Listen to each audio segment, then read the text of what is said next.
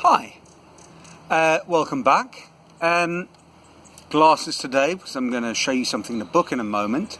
It's been, as always, a very busy week. I was painting some pieces to install in the gallery of a friend. So, fingers crossed, maybe a few sales. As a professional artist, one needs to sell. But I have done some work on David. To give you an idea, here he is. I haven't got a dark background, sorry folks, but I'm going for speed and ease here today. I've been working on the hair, so his head is basically complete, sort of from the top. This ear is nearly finished. The hair is starting to go round. The real David has a sort of hair in two pieces. It's kind of like a dome going all the way to back, like almost like a crash helmet, and then there's a definite line just below the ear, and then there's a second bit which is like it's not a mullet, it's not a duck's tail, but it's a very clear distinction between the hair kind of as you go down from below the ears covering the neck and the curls on the top of his head. There's a very clearly demarcated line. Anyway, that's what I've been doing, but I thought today I'd tell you why these clips are called David of the Northeast. Now, the obvious reason is, it's a statue of David, and I live in the northeast of Brazil. But actually, there's an art reference. Now, if you've got it, and I'm labouring the point, my apologies, but not everyone is an art fan, so let me explain. Well, before I show you the book, I'll show you this little relic of a piece. So this is what is left of a little girl that I did. This was very early on in my sculpturing journey. And I did an installation, and it was girls like this little girl, and then where this hand is here, there was a sort of a mask coming up with a simplified face, lots of curly hair, and in this hand on the side, she was holding flowers. There were another two pieces in the installation, a sort of a mother figure and a priest. And he had, instead of sort of a simplified face, he had a kind of pair of scissors that made him look a bit like one of those oriental huge moustaches. And anyway, the piece kind of grew out of like an experimentation which had been inspired by some friends who'd, when they were back in England, had seen an exhibition at I think it's called the Baltic Centre in the northeast of England. It was an exhibition by a very, very famous British sculptor, Anthony Gormley. And they came back from their trip to Britain, and knowing that I was dabbling in sculpture, they gave me the brochure from their exhibition, which was lovely, and I kind of felt quite inspired. This is a book by Anthony Gormley, actually signed. I met him and had a nice chat with him once, and he signed the book. Let me see if I can find, I'm sure I can find something from there. Let's just have a go. I suppose I should have marked the pages, but of course I didn't. So here we go, paging through.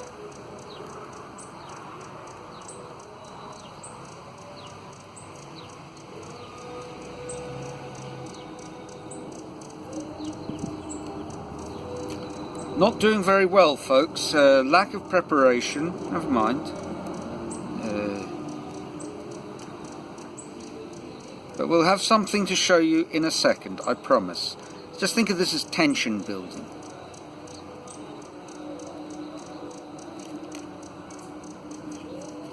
Okay, here's a good place to start. There's one of his crouching men. Now, the one at the bottom it's welded steel. His role in this process is actually not the welding. He models the piece, so he has a full-size cast made of him. His wife does that, and then he has a team of people who do the welding, and he has a concept. He's a conceptual artist, but conceptual artists that I like. I can go into quite some depth ranting about conceptual art, the pros and cons, but Antony Gormley really is. I think he's an amazing artist. His most famous piece is this, which you might have seen somewhere. It's 17 meters, I think, tall, and it is called, wait for it, the Angel of the North. It's on the way into Gateshead, I think, or Newcastle, somewhere around there. It's become an incredibly iconic sculpture. And obviously, the series David of the Northeast is it's a nod to that, because in the long run, that's what I want to do. I want to have something that becomes, iconic, at least in a similar sort of way. Now, I don't want it iconic to the point where people are stopping and driving through our property. That's not quite the idea. But I do want it to be something that becomes a kind of a landmark.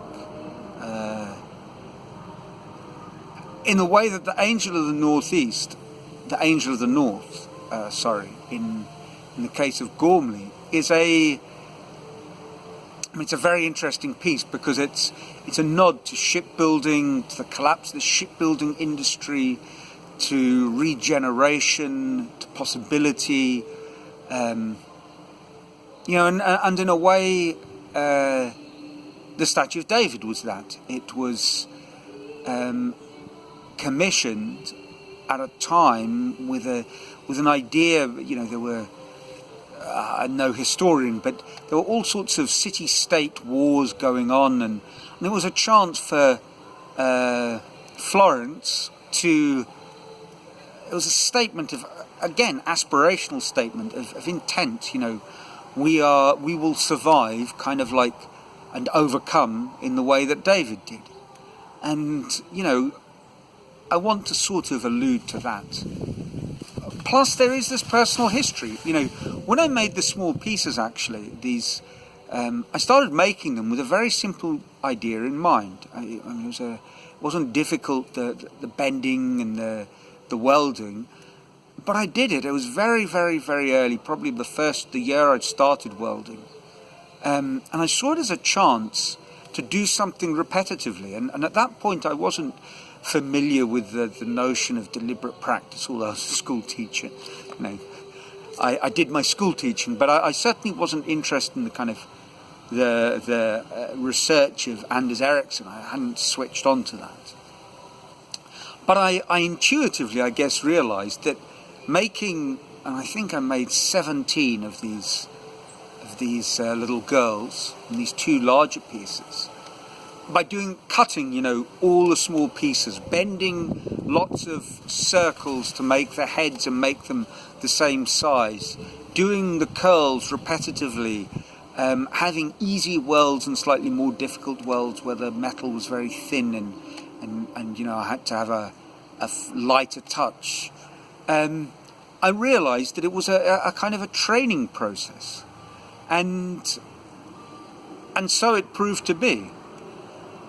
A bit later on, I'd made the pieces and they were sort of dangling around in the workshop, and some people came to look, and a lady really liked them and said, can I use them as a backdrop for my show? I'm doing it's a local theatre. She was a Brazilian singer. I think she was a lady of leisure, if I was to be fair. She was. She certainly wasn't worried about doing things for